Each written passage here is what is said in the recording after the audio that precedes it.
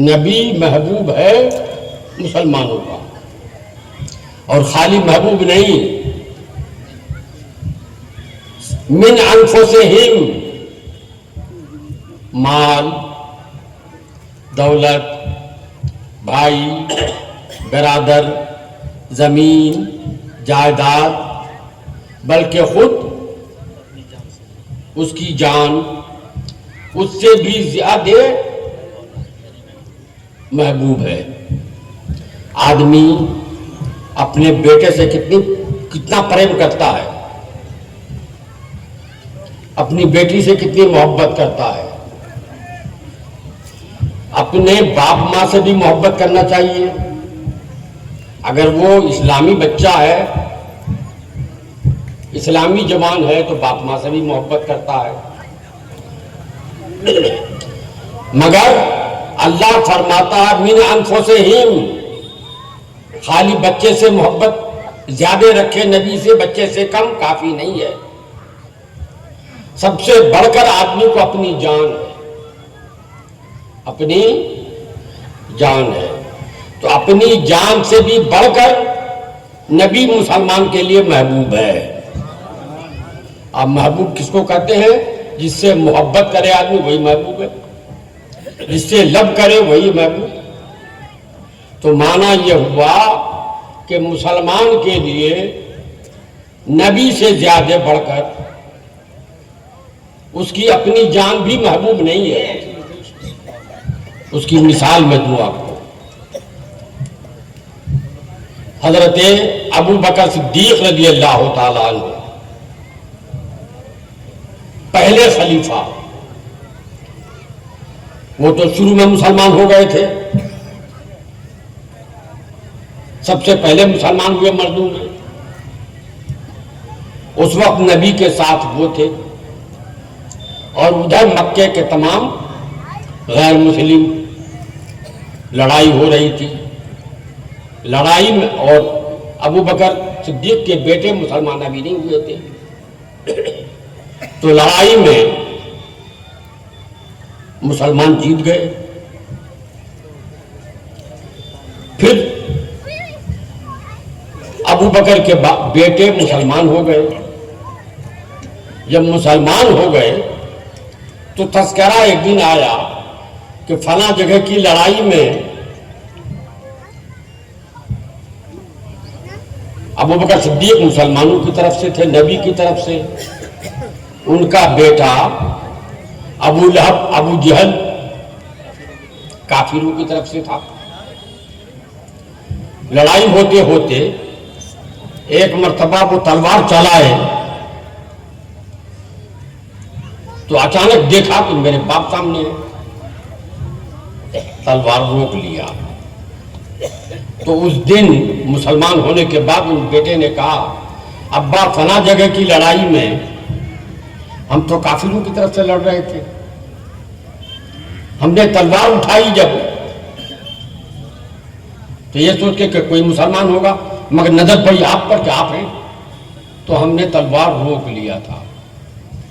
ابو بکر صدیق نے کہا، بیٹا یہی فرق ہے کافروں کے ماننے میں اور مسلمان کے اپنے نبی کو ماننے میں۔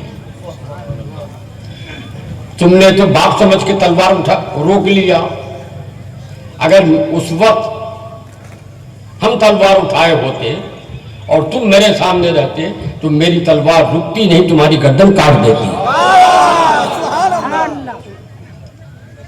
یہ ہے نبی سے محبت۔ یہ تو ابو بکر صدیق کا تھا معاملہ، انہی کا دوسرا معاملہ ہے اپنی جان سے بڑھ کے رسول اللہ کو سمجھنا۔ اپنی جان سے جتنا پیار ہے اس سے زیادہ پیار نبی سے کرنا۔ جب نبی ہجرت کر کے مدینہ آ رہے تھے تو راستے میں رات رکنا تھا،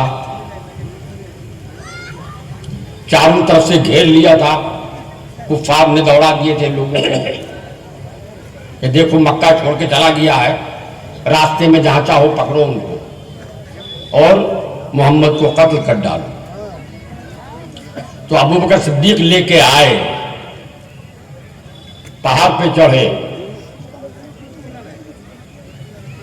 کوئی کھو تلاش کرنے کے لیے کہ کوئی کھو مل جائے، گوہا بولتے ہیں، ہاں وہ مجھ کو بتا دیجیے گا، کوئی گوہا مل جائے تو اس میں چھپ کے رہے، جب یہ کافروں کا ہجوم ختم ہو جائے تب نکلیں گے۔ دیکھا ایک گوہا ہے، تو حضرت ابو بکر نے کہا حضور آپ باہر ٹھہریے، پہلے میں اندر جا کے دیکھتا ہوں، ہو سکتا ہے گوہا میں سانپ بھی چھپ کچھ ہو۔ پہلے گئے ابو بکر صدیق، صاف کیا سب کچھ، صاف کرنے کے بعد دیکھا کہ بہت سوراخ ہے، تو اپنی چادر پھاڑا، چادر پھاڑ کے ایک ایک سوراخ کو بند کیا، پوری چادر ختم ہو گئی، ایک سوراخ بچ گیا۔ حضرت ابو بکر انگوٹھا دے کے اس نے بند کر دیا، تاکہ کوئی سانپ اگر نکلے تو ہم کو ڈسے، نبی کے پاس نہ جا سکے۔ پھر نبی کو بلایا، نبی گئے، حضرت ابو بکر صدیق ایسے انگوٹھا دے کے ہیں سوراخ میں، اور کہتے ہیں حضور تھک گئے ہیں، آپ ذرا سو جائیے میرے گود میں۔ تو حضور اپنا سر ابو بکر صدیق کی گود میں رکھ کر سو گئے۔ اب ادھر سے ایک سانپ نکلا، ہر طرف دیکھا کہ بند ہے، جتنا سوراخ تھا سب بند آیا، تو اس سوراخ میں آیا، یہ سوراخ بھی بند۔ سانپ سمجھ گئے اب بند ہے تو کبھی کبھی پاؤں تو ہلتا ہے، اور جو وہ چادر پھاڑ کے دیا تھا تو وہ تو ہل نہیں رہا تھا۔ سانپ سمجھ گیا کہ اس میں کوئی آدمی ہے روکے ہوئے راستہ۔ سانپ نے ڈسا ابو بکر صدیق کو، تکلیف محسوس ہوئی، تھوڑی دیر کے بعد لگا جیسے زہر اثر کر گیا ہے۔ تو ابو بکر صدیق اب بھی حضور کو نہیں جگا رہے، آنکھ سے آنسو نکلا، حضور کے چہرے پہ گرا گرم گرم آنسو، تو حضور نے آنکھ کھول دی، پوچھا ابو بکر رو رہے ہو؟ کہا حضور سانپ نے مجھے ڈس لیا ہے، سانپ نے مجھے ڈس لیا ہے۔ فرمایا جگایا کیوں نہیں مجھے؟ کہا حضور آپ کی نیند ٹوٹ جاتی جگانے میں، ابو بکر کی جان جا رہی ہے، جائے، نبی کی نیند نہ ٹوٹے۔ فرمایا پھر رو کیوں رہے ہو؟